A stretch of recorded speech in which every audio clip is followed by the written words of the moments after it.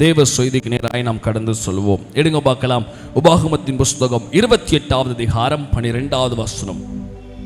உபாகமம் 28:12. சத்தமாக வாசிங்கள். ஏற்ற காலத்தில் உங்க தேசத்துல மழை பெய்யவும், நீ கையிட்டு செய்யும் வேலைகள் எல்லாம் ஆசீர்வாதமாய் இருக்கவும், கர்த்தர் உனக்கு தமது நல்ல பொக்கிஷ சாலையாகிய வானங்களை திறப்பார். நீயோ அநேக ஜாதிகளுக்கு கடன் கொடுப்பாய், நீயோ கடன் வாங்காதிருப்பாய். கண்களை மூடி ஜெபிப்போம். தெய்வமே, நீர் பேசுகிறவர், இடைபடுகிறவர், உம்முடைய சத்தத்தினால் எங்கள் வாழ்க்கையை செழிப்பாக்குகிறவர். நீர் எங்களோடு பேசுவீராக. அடினா பிரயோஜனமான பாத்திரம், கடமை மாத்திரம் செய்கிறேன், நாம மகிமை அடைவதாக. ஆமென். சத்தம் ஒரு ஹல்லேலூயா சொல்லுங்க பார்க்கலாம். நல்ல சத்தம் ஒரு ஹல்லேலூயா. ஆமென். கர்த்தர் நல்லவர். ஆண்டவர் இந்த நாளிலே நமக்கு தரப்போகிற நல்லது ஒரு ஆசீர்வாதமான ஒரு வார்த்தை. எத்தனை பேருக்கு இந்த லாக்டவுன் நிமித்தம் பொருளாதார ரீதியாய், பணத்தின் ரீதியாய் கஷ்டப்பட்டு யாரெல்லாம் உருண்டு கொண்டு இருக்கீங்களோ, கர்த்தர் உங்களை பார்த்து சொல்லுகிறார், அடுத்து வரப்போகிற 2 மாதங்கள் கர்த்தர் இழந்ததையும் தரப்போகிறார், சில காரியங்களை கர்த்தர் புதுசாகவும் தரப்போகிறார். இன்னைக்கு ஆண்டவர் தீர்க்க தரிசனமாய் சொன்ன காரியம் இன்னைக்கு ரொம்ப ஆவிக்குரிய ரீதியான யோசிக்க போறதில்ல.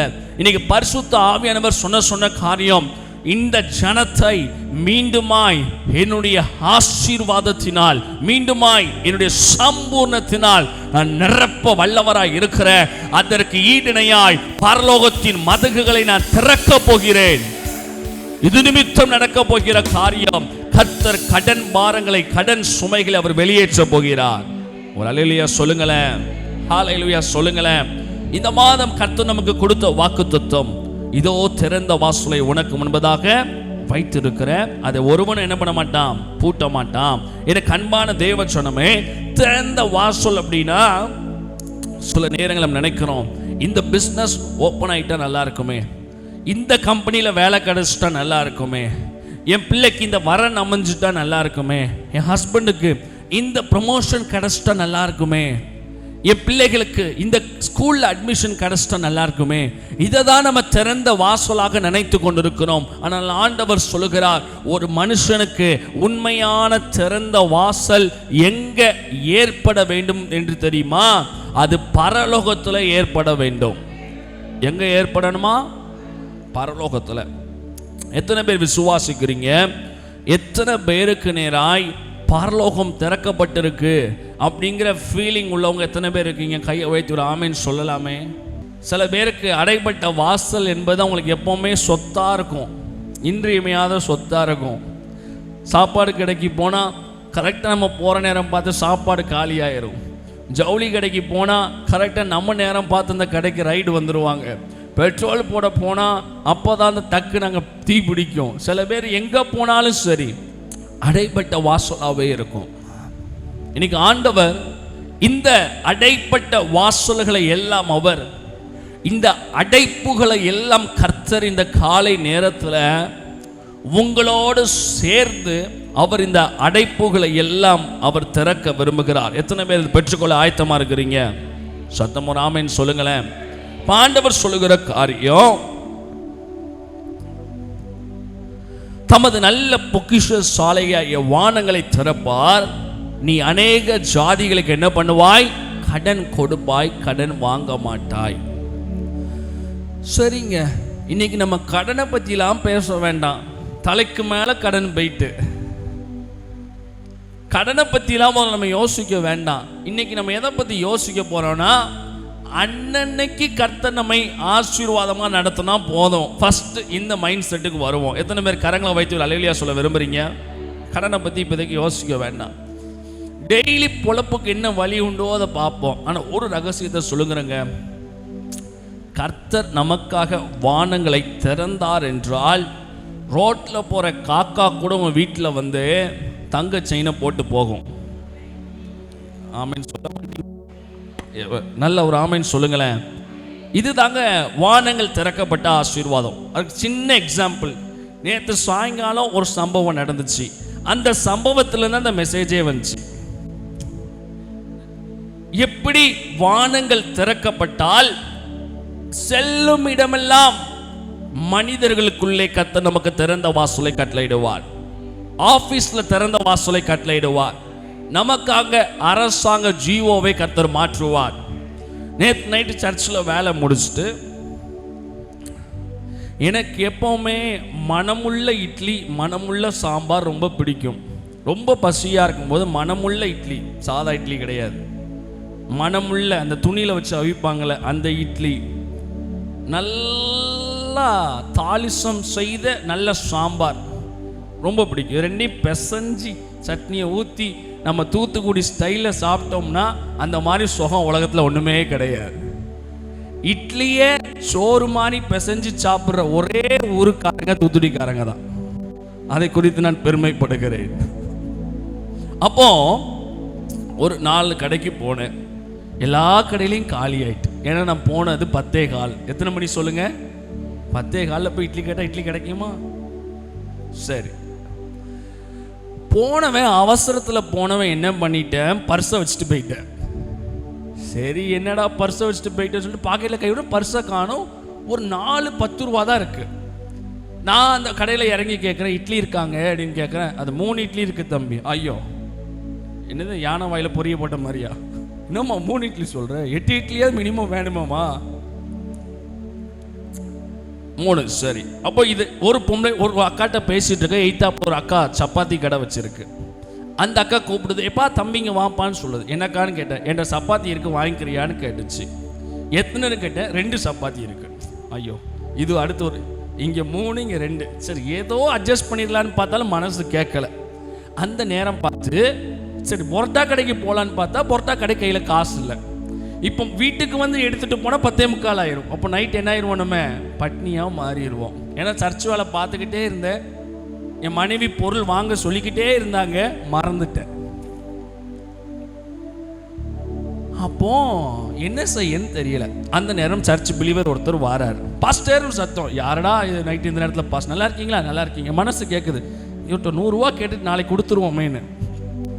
அவர் வந்தவர் என்ன வேகத்தில் என்ன கவலையில் வந்தாரோ, ஃபர்ஸ்ட் நான் வந்தேன் பார்த்தேன், ஹாய் சொன்னார், நடந்து போயிட்டே இருந்தார். என்னடா இது, நின்று பேசிட்டு போகலாம். அந்த அம்மா அப்படி என்ன பேசிட்டு இருக்கும்போது அந்த அம்மா சொன்னிச்சு, தம்பி எனக்குன்னு சொல்லி நான் மதியம் செஞ்ச லெமன் சாதம் 2 பேக்கெட் இருக்கு. எத்தனை பேக்கெட் இருக்கு? 2 பேக்கெட் இருக்கு. இதை கொண்டு போறியான்னு கேட்டுச்சு. உடனே நான் சொன்னேன், இருக்கட்டுமே, காசு இல்லைன்னு சொல்லவே இல்லை, இருக்கட்டுமேன்னு சொன்னேன்.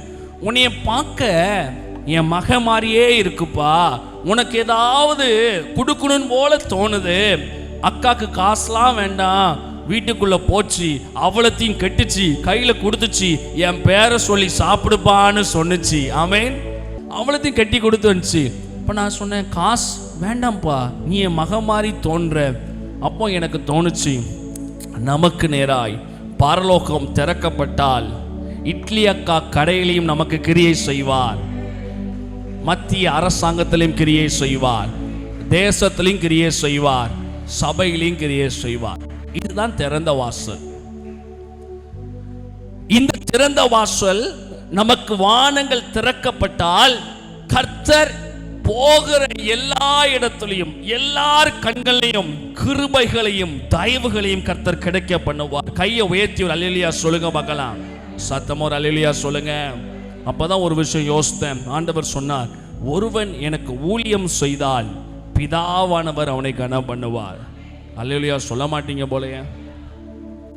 திறந்த வாசல். நான் சொல்றது சின்ன அற்புதமா இருக்கலாம், ஆனா இதை யோசிச்சு பார்த்தோம்னா கர்த்தர் நமக்காக ஒரு கர்த்தரை பொறுத்த மட்டும் இட்லி அற்புதமும் ஒண்ணுதான், புளியோதரை அற்புதமும் ஒண்ணுதான், உங்க பிள்ளைங்களுக்கு 500 பவுன் கொண்டு வரதும் ஒண்ணுதான். ஒரு அல்லேலூயா சொல்லுங்களேன். சத்தம் ஒரு அல்லேலூயா சொல்லுங்களேன். இப்போ திறந்த வாசல் நமக்கு வேண்டும். இந்த திறந்த வாசல் நம்ம வாழ்க்கையில இருக்கணும்னா அதுக்கு ஆவியானவர் சொன்ன சில காரியங்கள் நம்ம லைஃப்ல இருக்கணும். நிறைய பேர் நினைக்கிறோம் ஜெபம் பண்ணா மட்டும் போதும், இது பெரிய முட்டாள்தனம். கிறிஸ்தவர்கள் மத்தியில் உள்ள பெரிய முட்டாள்தனம் ஜெபம் இருந்தா போதும், விசுவாசம் இருந்தா போதும். இல்லை, வாழ்க்கையில நன்மைகள் நடக்க வேண்டும் என்றால் ஜெபம் மட்டும் போதாது. நிறைய பேர் வாக்குத்தத்தத்தையே சொல்லிக்கிட்டு இருப்பாங்க. வாக்குத்தத்தத்துல சொல்றதுனால அற்புதம் நடக்க போறது கிடையாது. அதுக்கு நம்ம வாழ்க்கையில காணப்பட வேண்டிய சில விஷயங்கள் காணப்படுது. எது முதல்ல? பொருளாதார வாழ்க்கையில ஆசீர்வதிக்கப்பட வேண்டும் என்றால் நம்ம வாழ்க்கையில இருக்கக்கூடாத சில காரியங்களை நாம் பார்க்க போகிறோம். எடுங்க பார்க்கலாம். நீதிமொழிகள் புஸ்தகம் 6வது அதிகாரம், விரைவாக எடுங்கள். நீதிமொழிகள் 6 முதல் 11 சத்தமா வாசிங்க எல்லாரும் சேர்ந்து. அதற்கு பிரபுவும் தலைவனும் அதிகாரியும் இல்லாதிருந்தும் கோடை காலத்தில் தனக்கு ஆகாரத்தை சம்பாதித்து அற்பு காலத்தில் தனக்கு தானியத்தை சேர்த்து வைக்கும். சோம்பேறியே, நீ எவ்வளவு நேரம், எல்லாரும் சத்தமா வாசிங்க, எவ்வளவு நேரம் எப்பொழுது உன் தூக்கத்தை விட்டு எழுந்திருப்பாய்? நான் காலையில பிரேயருக்கு எழும்பும் போது மனசுல சத்தம் கேட்கும் பாத்தீங்களா? இப்ப வாசிங்க. இன்னும் கொஞ்சம் 5 நிமிஷம் 5 நிமிஷம் 5 நிமிஷம் 5 நிமிஷம் அந்த சர்ச்சுக்கு வர 7 மணி ஆயிரும். என்ன அழகா வேதவசனம் எழுதி வச்சிருக்கோம் பாருங்க, எவ்வளவு பிராக்டிக்கலா ரியாலிட்டியா எழுதி வச்சிருக்கிறார். இன்னும் கொஞ்சம் தூங்கட்டும், இன்னும் கொஞ்சம் உறங்கட்டும், இன்னும் கொஞ்சம் உறங்கட்டும். அடுத்த ஹைலைட் என்னன்னா வாசிங்க, தூங்குற ஸ்டைல கூட எழுதுகிறார். கை முடக்கி கொண்டு நித்திரை சுயட்டும் என்பாயோ. இப்ப வருது பாரு வாக்குத்தத்தம். 11வது வசனத்தை நீ வாசி. உன் தரித்திரம் வழிபோக்கனை போலவும் உன் வறுமை ஆயுத மனிதனை போலவும் வரும். கிறிஸ்தவ வாழ்க்கையில நீங்க நினைக்கிற மாதிரி தேவனுக்கு எவ்வளவு தூரம் பாவம் மோசமான காரியமோ அந்த பாவத்தை காட்டிலும் ரொம்ப மோசமான காரியம் சோம்பேறித்தனம். வெளிப்படுத்தின புஸ்தகம் சொல்லுகிறது. நல்ல லாக்டவுன்ல இருந்து சோம்பேறியா ஆயிட்டீங்க எல்லாரும், என்னையும் சேர்த்து தான் சொல்றேன். வேதம் சொல்லுகிறது சோம்பேறிகள் தேவனுடைய ராஜ்யத்தை பிரவேசிப்பது இல்லை. யாரு? சோம்பேறிகள். வயது வரம்பெல்லாம் கிடையாது. வேதம் சொல்லுகிறது சோம்பேறிகள் தேவனுடைய ராஜ்யத்தில் பிரவேசிப்பது இல்லை. நீங்க பொருளாதார வாழ்க்கையில ஆசீர்வாதமா இருக்கணும்னா உழைச்சுதான் ஆகணும். சரீர உழைப்பை போட வேண்டும், மன உழைப்பை போட வேண்டும். வீட்டுக்கு வெளியே கால் எடுத்து வச்சு பிரயாசப்படணும். பிசினஸ் இருக்கலாம், இல்லைனா வேலை செய்யற இடமா இருக்கலாம். வாழ்க்கையில தேவனுக்குள்ள வாழுகிற நம்ம எவ்வளவு ஜெபிக்கிறோமோ அந்த அளவுக்கு பிரயாசப்பட வேண்டும் என்று வேதம் சொல்லுகிறது. குறிப்பா வாலிப பிள்ளைங்கெல்லாம் ரொம்ப மோசமா இருக்காங்க இந்த காலத்துல. சர்ச் வேலைக்கு கூப்பிட்டா பாஸ்டர் ரெஸ்ட் எடுக்கணும். பாஸ்டர் எதுக்கு ரெஸ்ட் எடுக்கணும்? எழுதி வச்சுக்கோ. எந்த வாலிப பிள்ளை ரெஸ்ட்னு பேசுதோ உன் பிள்ளை தலையெழுத்து முடிஞ்சது. நீ எழுதி வை. நீ உன் பிள்ளை என்னைக்கு ரெஸ்ட் அப்படிங்கிற வார்த்தையை 50 வயசுக்கு முன்னாடி உபயோகிக்குதோ உங்க பிள்ளைங்க தேராது.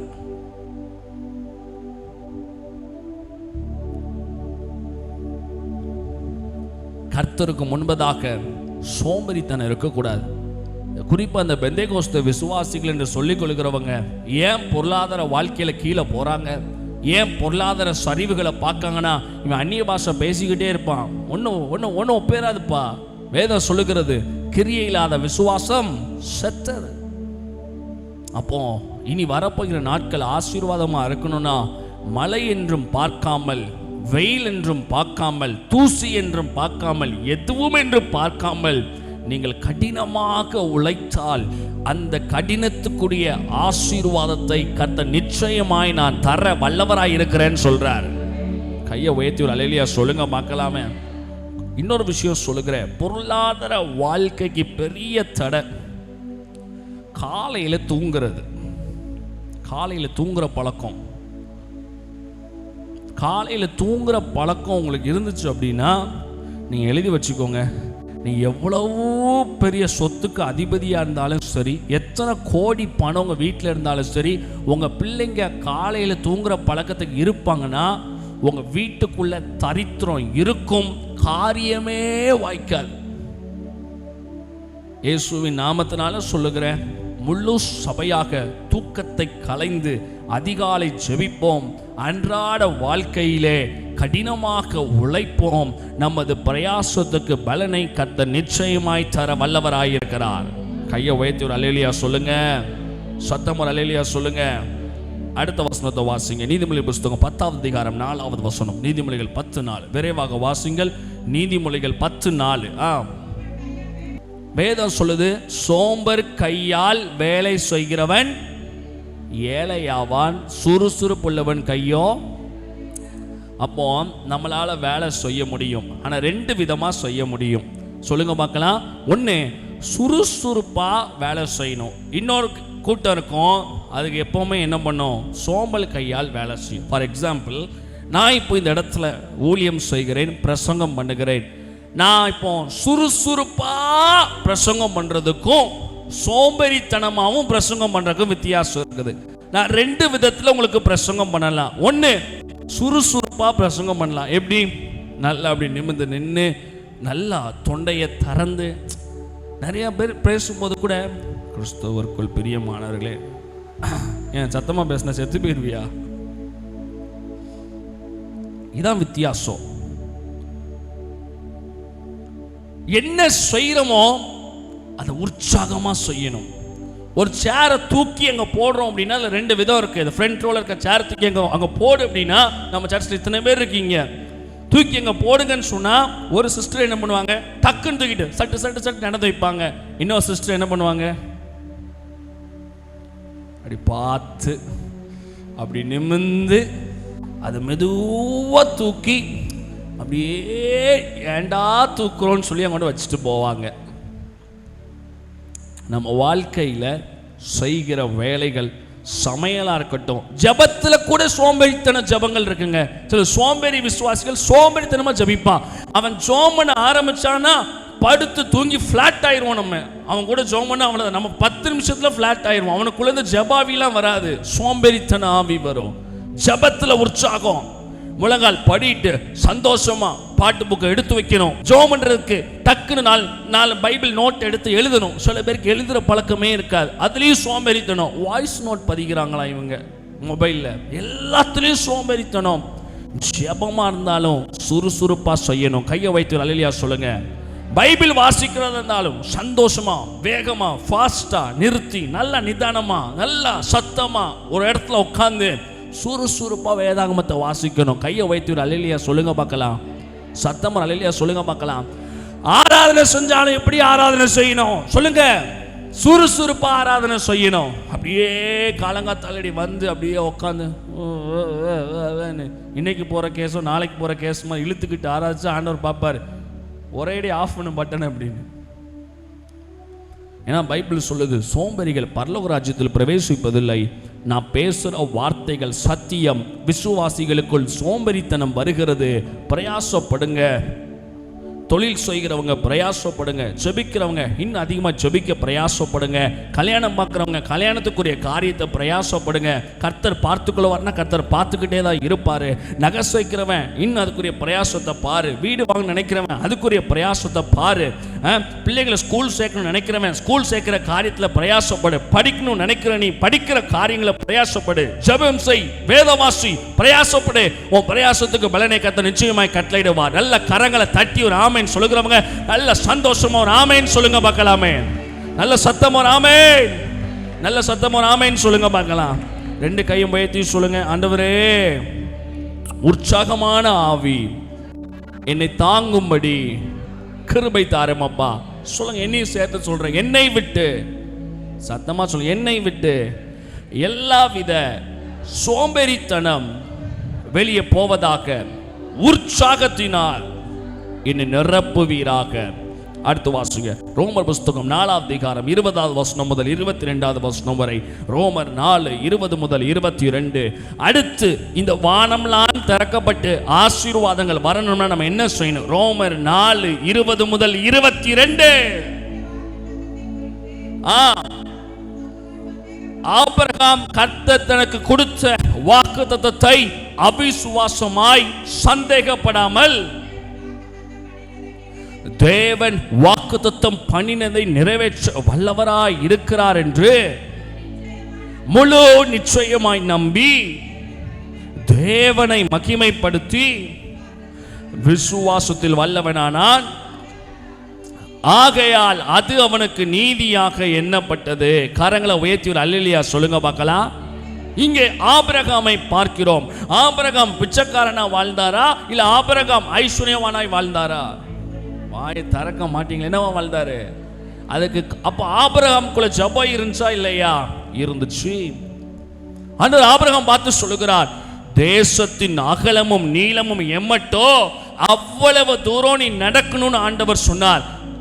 ஜியாலஜிக்கல் சர்வே, வேதாகமத்தின் வல்லுநர்கள் இப்படியாக கணக்கிட்டு சொல்லுகிறார்கள், ஆபிரகாம் தனது 102வது வயதிலே அவர் நடந்து பிரயாணம் செய்த தூரம் 4800 கிலோமீட்டர்.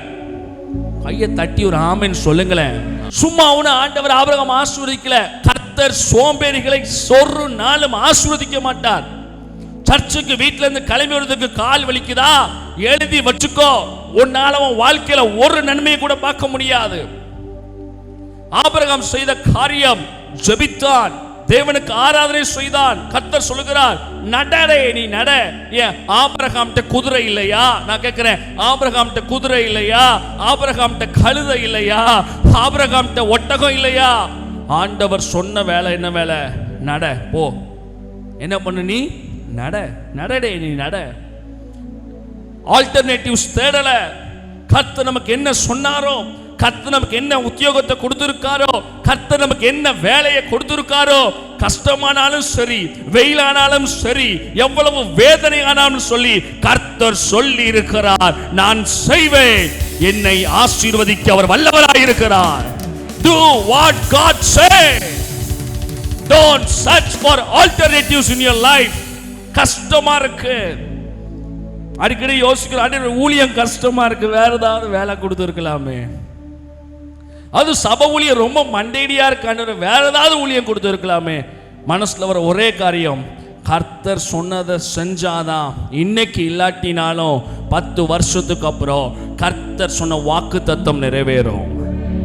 வாக்கு தத்தத்தை சொல்றதுனால ஆசீர்வாதம் கிடையாது. ஆபிரகாம் விசுவாசிகளின் தகப்பன் வயதிக காலத்திலும் உற்சாகமாய், என்ன தேவ பிரசன்னம் என்னை நிரப்பிக் கொண்டு இருக்கிறது தெரியுமா? எவ்வளவு உற்சாகமாய் நடந்து நடந்து நடந்து நடந்து. என் அன்பான தேவ பிள்ளைகளே, அவன் செய்த காரியம் வாக்கு தத்தத்தை முழு நிச்சயமாய் நம்பினார். பொருளாதார ஆசீர்வாதத்துக்கும் வாக்கு தத்தங்களுக்கும் நிறைய பிணைப்பு இருக்குது. வாக்கு தத்தம் தான் ஆசீர்வாதமா மாறும். ஆனா அந்த வாக்கு தத்தத்துக்கும் அந்த வாக்கு தத்தம் நிறைவேறதுக்கும் நடுவில் உள்ள ப்ராசஸ் ஜெபம், நம்மளுடைய பிரயாசம். கையை உயர்த்தி ஒரு அல்லேலூயா சொல்லலாமே. நல்லா கவனிங்க, வாக்கு தத்தமும் அந்த வாக்கு தத்தம் நிறைவேறுதலுக்கும் நடுவே இருக்கிற ஒரு கட்டமைப்பின் பாலம் என்ன தெரியுமா? ஜெபம், பிரயாசம். ஜெபத்தையும் விடக்கூடாது, பிரயாசத்தையும் விடக்கூடாது. ஒருவேளை ஆண்டவர் ஆபிரகாம் எவ்வளவு கடுப்பா இருக்கும். ஆபிரகாம் யோசித்து பாருங்க, வயசான காலத்தில் நம்ம ஆட்கள் சொல்லுகிறது, ஃபாஸ்டிங் பிரேயர் இருந்து பிரயாசப்படுங்க. சுகர் இருக்கு பாஸ்டர், ஃபாஸ்டிங் இருந்து ஜெபம் பண்ணினா 45 வயசுல போக வேண்டிய ஆளை உங்களை கர்த்தர் 90 வயசுல போக வைப்பார். வாழ்க்கையில சொல்ல மாட்டீங்களே. அப்போ நம்மெல்லாம் பார்த்தோம்னா பழைய ஏற்பாட்டு கால பரிசுத்தவான்களும் புதிய ஏற்பாட்டு கால பரிசுத்தவான்களும் செய்த காரியங்களோடு நம்மளுடைய கிரியைகளை கம்பேர் பண்ணோம்னா கால் தூசி கூட ஒன்றும் நம்ம செய்யலை, இனிமேலும் செய்ய போகிறது இல்லை. அந்த அளவுக்கு சக்தியும் இல்லை, திராணியும் இல்லை. நம்மளால முடிஞ்சதை உற்சாகமாய் செய்வோம், வாக்கு தத்தங்களை நம்புவோம். வாக்கு தத்தம் பண்ணினவர் நிறைவேற்ற வல்லவராய் இருக்கிறார். நல்ல கரங்களை தட்டி ஒரு ஆமென் சொல்லுங்க பார்க்கலாம். கர்த்தர் எனக்கு ஒரு காரியத்தை ஞாபகப்படுத்துகிறார். ஆண்டவர் ஈசாக்குக்கு ரெபெக்காளை தேர்வு செய்யும் போது நடந்த காரியம் என்ன? ஆபிரகாம் எவ்வளவு தெளிவா வேலை செய்யறார் பாருங்க. ஆண்டவர் என் பிள்ளைக்கு மகனை கொடுப்பார், என் மகனுக்கு ஒரு நல்ல ஒரு பெண்ணை கொடுப்பார் அப்படின்னு சொல்லிட்டு கண்ணை மூடிட்டு வீட்டுக்குள்ள உட்காரல. எலியேசரை கூப்பிட்டு, போ, கல்யாணம் நடக்கணும்னா பொண்ணு பார்க்கணும், 4 இடத்துல வரன் கேட்கணும். வீட்டுக்குள்ள உட்கார்ந்தாலும் கல்யாணம் தாலி ஏறாது, கழுத்துல சர்ப்பம் தான் ஏறும். 25 வயசுக்கு மேல வீட்டுல பொம்பளை பிள்ளை வச்சிருக்க கூடாது. நம்ம அதனதின் காலத்திலே அதனதின் காரியத்தை நாம் நேர்த்தியாக செய்ய வேண்டும். பெற்றோருக்கு மேல விழுந்த கடமை இது.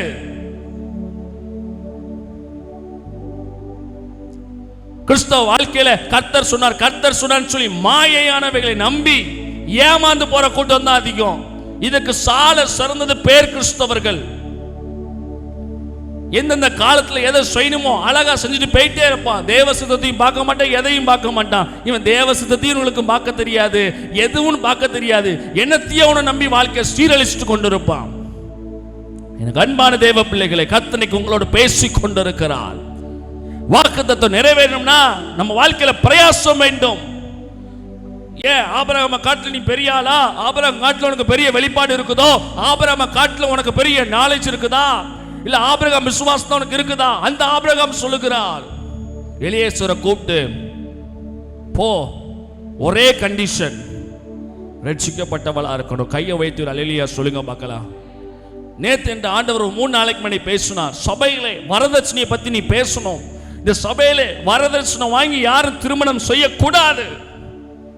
ஆண்டவர் சொன்னார். ஆண்டவர்கிட்ட கேட்டேன், ஏன் ஆண்டவரே ஊழியத்தில் நான் என்ன செய்யணும் கேட்கும் போது நிறைய காரியங்கள் லாக்டவுன் டைம்ல கர்த்தரோட பேசினார். உன் ஊழியம் வளர வேண்டுமா? உன் சபை வளர வேண்டுமா? சபை ஜனங்களுக்குள்ளே நீ சத்தியத்தை பேசணும். என்ன சத்தியம்? திருமணம் செய்யறவங்க டௌரி கொடுக்க கூடாது, பையங்களும் டௌரி வாங்க கூடாது. அப்படிப்பட்ட திருமணம் தேவையில்லை. எத்தனை பசங்களை வச்சிருக்கிற தகப்பன்மார் இப்படி ஒரு தீர்மானம் எடுக்க விரும்புறீங்க? முடியாது, மனதெல்லாம் முடியாது. ஏன்னா உன் ஜென்ம சாபம் அப்படி. தேவனுக்கு பிரியமில்லாத காரியங்களை செய்ய வச்சு உன்னை க்ளோஸ் பண்றதுக்கு தான் ஜென்ம சாபம் வேலை செய்யுது. உன்னை என்னைய பார்ப்பீங்க, இவர் என்ன கல்யாணம் பண்ணாருன்னு. கடவுள் மேடையிலேருந்து சொல்ற, நீ என்னமும் சொல்லிக்கோ, என்னமும் பேசிக்கோ. ₹1 கூட வாங்கல, இன்னைக்கு வரைக்கும் வாங்கல, இனிமேலும் வாங்க போறது இல்ல. யார் தயவுலையும் வாழல, யாருடைய பணத்திலையும் வாழல. பரலோகத்தின் தேவனானவர் என்னை நடத்தி கொண்டிருக்கிறார். அந்த தைரியத்தில் பேசுகிறேன். இன்னும் தைரியமா நான் பேசுவேன். ஆபிரகாம் செய்த காரியம், ஏதோ ஒரு நபருக்கு இந்த வார்த்தை ஷார்ப்பா போகுது. ஆபிரகாம் செய்த காரியம், எலியேசரை கூப்பிட்டு, எப்பா என்னாலதான் முடியல, நீ போய் என் பையனுக்கு நல்ல ஒரு பொண்ணா பார்த்து கொண்டு வாப்பா. கர்த்தர் காரியத்தை வாய தரங்க. கர்த்தர் காரியத்தை வாய்க்க பண்ணினார். முயற்சி செஞ்சாதான் என்ன பண்ணுவார்? வாய்க்க பண்ணுவார். வீட்டுக்குள்ள உட்கார்ந்து இருந்தா நடக்காது. இதுதான் எல்லாத்துக்கும் பொருந்தும். கையை வைத்து ஒரு அல்லேலூயா சொல்லுங்க பார்க்கலாம். நான் யாரையும் புண்படுத்தும்படி பேசல, யதார்த்தத்தை பேசுகிறேன். காரியம் வாய்க்கப்பட வேண்டுமா? பிரயாசப்படணும். கரங்களை உயர்த்தி ஒரு அல்லேலூயா சொல்லுங்க பார்க்கலாம். சத்தமர் அல்லேலூயா சொல்லுங்க பார்க்கலாம். ஒரு வசனத்தை வாசித்து முடிக்க விடுகிறேன். பிரசங்கி 11:1 வேகமா வாசிங்க. பிரசங்கி 11:1 விரைவாக வாசிங்கள். பிரசங்கி 11:1. உன் ஆகாரத்தை தண்ணீர் மேல் போடு. பல நாட்களுக்கு அப்புறம் வாயை தருங்க. பல நாட்களுக்கு அப்புறம் எதை காண்பாய்? சரி, இன்னொரு கூட்டம், அவசர கூட்டம். பாஸ்டர் 21 நாள் ஜெபிக்க போறோம், 22வது நாள் என் அக்கௌண்ட்டுக்கு 1 கோடி விழுமா? 1 கோடி உள்ளது. பாஸ்டர் இன்னைக்கு சர்ச் திறந்துட்டு இன்னைக்கு நைட்டே எல்லாம் நடந்துருமா? வேதம் சொல்லுகிறது, இப்படி நாம் பிரயாசப்படும் போது செய்ய வேண்டிய வேலையை செஞ்சுக்கிட்டே இருக்கணும். ஒன்று, இன்னைக்கு காரியம் வாய்க்கலாம், இல்ல நாளைக்கு காரியம் வாய்க்கலாம், இல்ல நாளை கழிச்சு காரியம் வாய்க்கலாம், இல்ல 10 மாசத்துக்கு அப்புறம் காரியம் வாய்க்கலாம். ஆனால் உன் பிரயாசத்தை பார்க்கிற கர்த்தர் அநேக நாட்களுக்கு அப்புறம் கூட அதுக்குரிய பலனை கர்த்தர் நிச்சயமாய் கட்டளையிடுவார். நல்ல கையை தட்டி ஒரு அல்லேலூயா சொல்லுங்க பார்க்கலாம். இந்த இடப்பட்ட டைம்ல பிரயாசப்படாம வீட்டில் நம்ம முடங்கி கடந்தால் ஒரு காரியமும் வாய்க்காது. ஆண்டவர் சொல்கிறார், ஆகாரத்தை தண்ணீருக்கு மேல போடு. இதன் அடையாளம் என்ன? It shows our effort. ஆகாரத்தை தண்ணிக்கு மேல போடு. இது எதை குறிக்கிறது? நம்மளுடைய பிரயாசத்தை குறிக்கிறது. நம்முடைய பிரயாசம் இல்லாமல் கர்த்தரால் அற்புதம் செய்ய முடியாது. கானான் வீட்டிலே கர்த்தர் அற்புதத்தை செய்தார். எப்படி செஞ்சாரு? சீஷர்களை பார்த்து சொல்லுகிறாரு, தண்ணியை எடுத்துட்டு வந்து கற்சாடியில ஊத்து, மிச்ச அற்புதத்தை நான் செய்வேன். கையில் எத்தனை 5 அப்போ எத்தனை மீன் இருக்கு? 5 இருக்கு, 2 இருக்கு. நீ கொஞ்சம் எஃபோர்ட் எடு, மிச்சதை நான் முடிச்சு தாரேன். கையை தட்டி ஒரு அல்லேலூயா சொல்லுகிறவங்க நல்ல சத்தம் ஒரு ஆமேன் சொல்லுங்க பார்க்கலாமே. இப்போ நம்ம பிரயாசப்படாம ஒன்றுமே நடக்காது. கையை வைத்து ஒரு அல்லேலூயா சொல்லுங்க பார்க்கலாம், சத்தம் ஒரு அல்லேலூயா சொல்லுங்க பார்க்கலாம். ஆனால் நம்ம படுகிற பிரயாசத்துக்கு இன்னைக்கு பதில் கிடைக்கலாம், நாளைக்கு பதில் கிடைக்கலாம், ரொம்ப லேட்டாக கூட கிடைக்கலாம். ஆனால் பிரயாசப்பட்டாதான் அட்லீஸ்ட் 10 மாதத்துக்கு அப்புறமா அது கிடைக்கும். பிரயாசப்படாமல் இருந்தோம்னா இன்னைக்கு எல்லாரும் இப்படி எல்லாரும் இன்னைக்கு கையை இப்படி காமிக்க போறீங்களா இல்லை இப்படி காமிக்க போறீங்களா? நீ பிரயாசப்பட்டால் இப்படி காமிப்ப, பிரயாசப்படலைன்னா கடைசி வரைக்கும் இப்படிதான். ஒரு ஆமைன்னு சொல்லுங்க. 1 கொரிந்தியர் 9:10. நமக்காக தான் இதை சொல்லுகிறாரோ, உழுகிறவன் நம்பிக்கை. நல்லா இந்த வசனம் இதான் கன்க்ளூஷன் வர்ஸ், சத்தமா வாசிங்க. உழுகிறவன் நம்பிக்கையோட உழவும், போரடிக்கிறவன்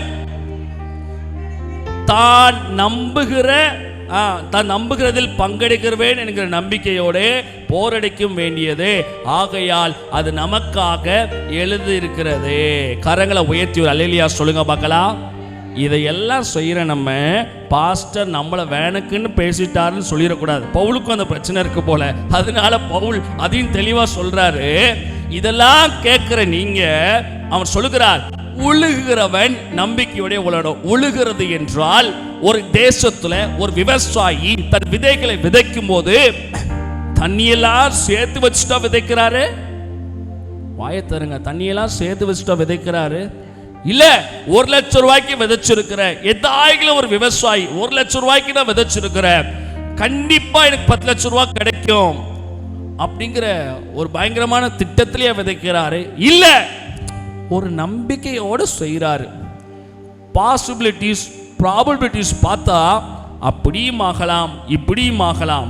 மழை பெய்து ஆசீர்வாதமாகவும் மாறலாம், இல்ல மழை பெய்யாம போட்ட முதல் கூட ஒண்ணுமில்லாம போகலாம். ஆனால் கிறிஸ்தவ வாழ்க்கையில் நமக்கு நம்பிக்கை இருக்குமானால் நம்முடைய பிரயாசங்களுக்கு அவர் பலன் தருவார். நல்ல கரங்களை தட்டி ஒரு ஆமென் சொல்லுங்க பார்க்கலாமே. அததான் பவுல் சொல்லுகிறார். அதுதான் ஆண்டவருக்குள்ள இருக்கிற பலன். உழுகிறவன் நம்பிக்கையோட விளக்கடவன், போரடிக்கிறவன் நான் போரடிக்கிற காரியத்துல எனக்கு நிச்சயமா இல்லை, எனக்கு ஒரு பங்கு உண்டு என்று சொல்லி நம்பிக்கையோட உற்சாகமாய் விசுவாசத்தோடு பிரயாசப்பட்டால் தெய்வத்தினுடைய மகிமையின் பிரச்சனத்தோடு உங்களை பார்த்து நான் சொல்லுகிறேன். அடுத்து கர்த்தர் நமக்கு தரப்போகிற 3 மாதம் தான் இந்த தேசம் திறக்கப்பட்டிருக்கும். எண்ணி 90 நாட்கள் தான் இந்த தேசம் திறக்கப்பட்டிருக்கும். அதனை தொடர்ந்து வரக்கூடிய ஏனைய 42 நாட்கள் இந்த தேசத்துல பயங்கரமான ஒரு இருள் மூடும். அந்த காலகட்டத்தில் நீ ஆசீர்வாதமாய் இருக்க வேண்டும் என்றால் இக்காலகட்டத்திலே பிரயாசப்படு. கையை உயர்த்தி ஒரு அல்லேலூயா சொல்லுங்க பார்க்கலாம். சத்தம் ஒரு அல்லேலூயா சொல்லுங்க பார்க்கலாம். ஜபத்துல பிரயாசம், வியாபாரத்துல பிரயாசம், பரிசுத்தத்துல பிரயாசம், எல்லாத்துலயும் இந்த 3 மாசம் முட்டிதான் ஆகணும், மோதிதான் ஆகணும். கர்த்தர் மாபெரும் ஜெயத்தை இந்த சபையின் மக்களாகிய உங்களுக்கு எனக்கு கர்த்தர் வைத்திருக்கிறார். சில நல்ல காரியங்கள் இந்த சபையிலே நடக்க போகிறது. இந்த தேவ செய்தியை கேட்டு மனம் திரும்புகிற குடும்பத்துக்குள்ளே சில அற்புதமான திருமண காரியங்களை கர்த்தர் நிறைவேற்ற போகிறார். இந்த சத்தத்தை கேட்டு விசுவாசிக்கிற குடும்பத்துக்குள்ள கர்த்தர் சில பொருளாதார ஆசீர்வாத மலைகளை கர்த்தர் கொண்டு வர போகிறார். இந்த சத்தத்தை கேட்டு விசுவாசிக்கிற உங்களுக்கு கர்த்தர் நல்ல ஒரு வேலை வாய்ப்பை தரப்போகிறார். உங்க பிள்ளைங்க கரை சேர்வாங்க. அப்படியே எழுமினிக்கலாம் பார்க்கலாம். எல்லாரும் எழுமி நின்று எந்த தேவனால் நிச்சயம் நான் ஆசீர்வாதம் பெற்றுக் கொள்ளுவேன். உந்தன் வசனம் கை கொள்ளுவேனா, உந்தன் வழிகளில் நான் நடந்திடுவேன். எந்த தேவனால் நிச்சயம் நான் ஆசீர்வாதம் பெற்றுக் கொள்ளுவேன். உந்தன் வசனம் கை கொள்ளுவேன், நான் உந்தன் வழிகளில் நான் நடந்திடுவேன். தேசத்தில் நான் ஆசீர்வாதமாயிருப்பேன், வேலையிலும் ஆசீர்வாதம் ஆயிருப்பேன்.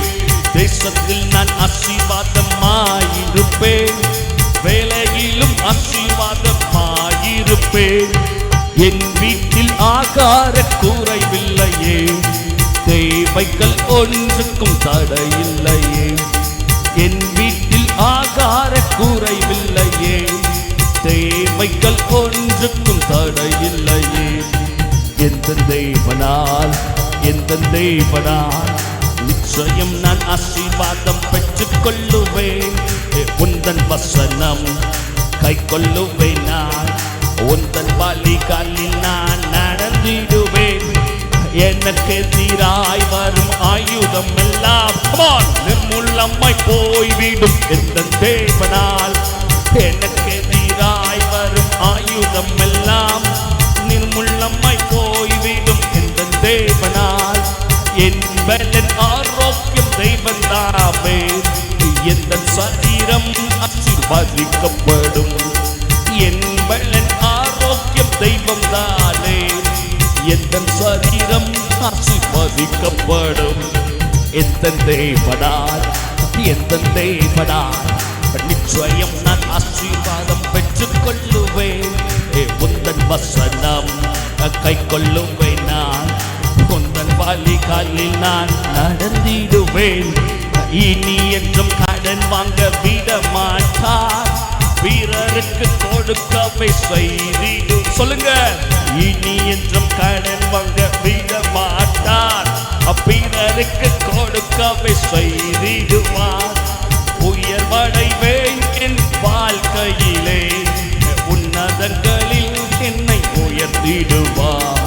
உயர்வடைவேன் என் வாழ்க்கையிலே, உன்னதங்களில் என்னை உயர்த்திடுவார். தலைக்கு மலை எந்த தேவனால் நிச்சயம் நான் ஆசீர்வாதம் பெற்றுக் கொள்ளுவேன். உந்தன் வசனம் கை கொள்ளுவேன், உந்தன் வழிகளில் நான் நடந்திடுவேன்.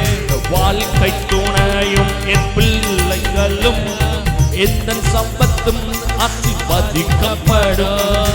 வாழ்க்கை துணையும் என் பிள்ளைகளும் எந்த சம்பத்தும் ஆசீர்வதிக்கப்படும்.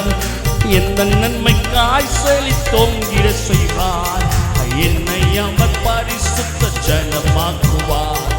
எந்த நன்மைக்காய் செழித்தோங்கிட செய்வார், என்னை அவர் பரிசுத்த ஜனமாக்குவார். எந்த தேவனால் நிச்சயம் நான் ஆசீர்வாதம் பெற்றுக் கொள்ளுவேன். உந்தன் வசனம் கை கொள்ளுவேனா, உந்தன் வழிகளில் நான் நடந்திடுவேன். நல்ல ரெண்டு கையை முடித்து நல்ல கரங்களை தட்டுங்க பார்க்கலாம். கர்த்தர் எனக்காக தமது நல்ல பொக்கிஷ சாலையாகிய வானங்களை திறப்பார். எல்லா சாபமும் நீங்கினது. என் குடும்பத்தின் மீது பொருளாதார ஆசீர்வாதங்கள் இறங்கினது. செழிப்படைய செய்வார்.